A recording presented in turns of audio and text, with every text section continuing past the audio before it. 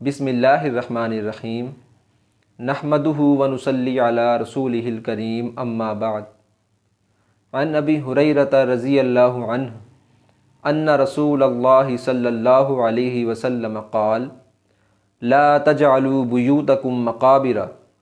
وان البیت الذی تقرأ البقرۃ فیہ لا يدخلہ الشیطان او کما قال علیہ الصلاۃ والسلام رواہ الترمذی۔ حضرت ابو ہریرہ رضی اللہ تعالیٰ عنہ سے روایت ہے کہ آپ صلی اللہ علیہ وآلہ وسلم نے ارشاد فرمایا کہ اپنے گھروں کو قبرستان مت بناؤ۔ مطلب اس کے علماء کرام نے دو مطلب بیان فرمائے ہیں۔ ایک مطلب تو یہ ہے کہ نماز جو ہے وہ گھروں میں پڑھی جائے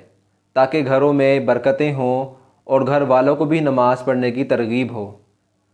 لیکن یہاں پہ میں ایک بات واضح کرتا چلوں کہ گھروں میں نماز پڑھنے کا مطلب یہ ہے کہ سنتیں اور نوافل جو ہیں وہ گھروں میں ادا کی جائیں۔ فرائض جو ہیں وہ مساجد میں جماعت کے ساتھ امام کی اقتداء میں ادا کرنے ہیں، جبکہ سنتیں اور نوافل وہ گھروں میں ادا کرنے ہیں۔ یعنی کہ فجر کے 2 فرائض ہیں وہ مسجد میں ادا کرنے ہیں، اس کی سنتیں جو ہیں وہ گھروں میں ادا کر کے جو ہے مسجد میں نماز پڑھنے جایا جائے۔ اسی طرح ظہر کے 4 فرائض جو ہیں وہ مسجد میں ادا کیے جائیں، باقی جو اس کے سنتیں اور نوافل ہیں وہ جو ہیں وہ گھروں میں ادا کیے جائیں۔ اسی طرح باقی نمازوں کے بھی سنتیں اور نوافل گھروں میں ادا کیے جائیں، باقی فرائض جو ہیں وہ مساجد میں امام کے ساتھ ادا کرنے ہیں تاکہ گھروں میں برکتیں ہوں اور گھر والوں کو بھی جو ہے وہ نماز پڑھنے کی ترغیب ہو۔ دوسرا مطلب اس کا علماء کرام نے جو بیان فرمایا ہے وہ یہ ہے کہ گھروں میں تدفین نہ کی جائے۔ لیکن حدیث مبارکہ کے اگلے ٹکڑے سے جو بھی آگے میں بیان کروں گا اس سے پہلے مطلب کی ہی تائید ہوتی ہے کہ گھروں میں نمازیں ادا کی جائیں، یعنی سنت نوافل گھروں میں ادا کیے جائیں تاکہ گھروں میں برکتیں ہوں۔ اور آگے آپ صلی اللہ علیہ وآلہ وسلم نے ارشاد فرمایا وَإِنَّ الْبَيْتَ الَّذِي تُقْرَأُ الْبَقَرَةُ فِيهِ لَا يَدْخُلُهُ الشَّيْطَانُ کہ جس گھر میں سورۃ البقرہ کی تلاوت کی جاتی ہے اس گھر میں شیطان داخل نہیں ہوتا۔ آج کل ہم دیکھتے ہیں کہ ہمارے گھروں میں کتنی بے سکونی بے چینی رہتی ہے، اور شیاطین ہمارے گھروں میں، مطلب کہ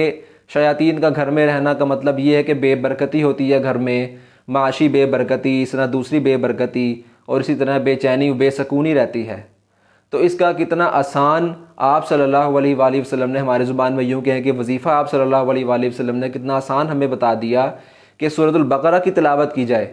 کہ جس گھر میں سورۃ البقرہ کی تلاوت کی جاتی ہے اس گھر میں جو ہے وہ شیاطین داخل نہیں ہوگا، شیاطین اس گھر میں نہیں آئیں گے۔ اس سے جو ہے وہ انشاءاللہ تعالی برکتیں گھروں میں نازل ہوں گی۔